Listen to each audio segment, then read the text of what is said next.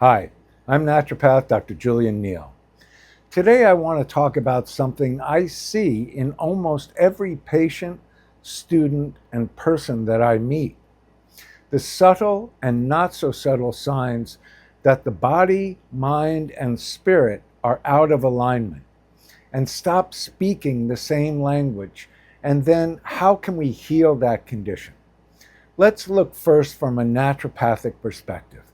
In naturopathic medicine, dis-ease, spelled dis and then ease, is exactly that, a loss of harmony in the natural rhythms of the body.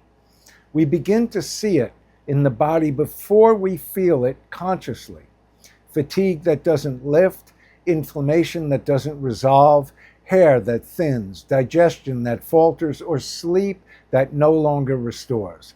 These are the body's way of whispering something needs attention. And when we ignore the whispers, the body eventually begins to shout. With chronic illness, autoimmune disease, anxiety, depression, these are often not just random. They are the result of long-term internal miscommunication between the systems that were once in perfect dialogue. So the first step in healing is not to silence the symptom, but to listen to it. The body never lies. It records every story the mind has avoided and every emotion the heart has suppressed. Now we look from a psychoanalytic perspective. As a psychoanalyst, I see how often the unconscious mind steps in to try and protect us. It buries trauma, grief, fear, or shame beneath layers of rationalization or avoidance. But the paradox is this: the more we suppress, the more the body expresses. The unconscious will speak through the only voice it then has left, which is our biology.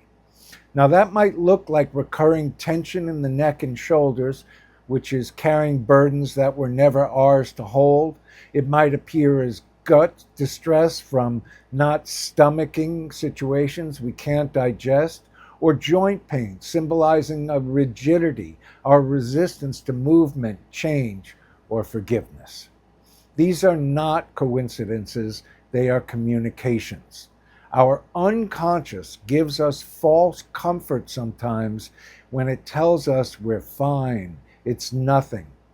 But the body knows better. Healing begins when we are brave enough to look beneath the symptom and ask, what truth is my body trying to tell me that my mind has refused to see? And now, lastly, let's look from a yogic perspective. In yogic philosophy, alignment is not a metaphor. It's an energy reality. The body is seen as a temple of prana or life force.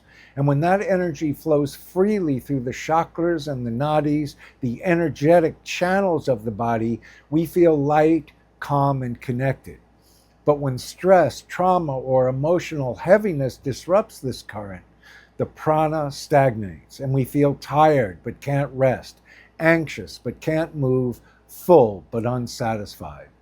The yogis teach that this imbalance between Ida Nadi, left nostril, the moon, the calm, the reflective side, and Pingala Nadi, the right nostril, the sun, the active, the outward, can only be restored through awareness of breath and stillness of mind. Through meditation, breath work, and presence, we reawaken the Sushumna, the central channel where balance and clarity reside. And when prana flows freely again, the mind steadies and the heart opens, and we return to alignment with our higher consciousness. So, how do we bring it all back together? Healing begins the moment we become conscious.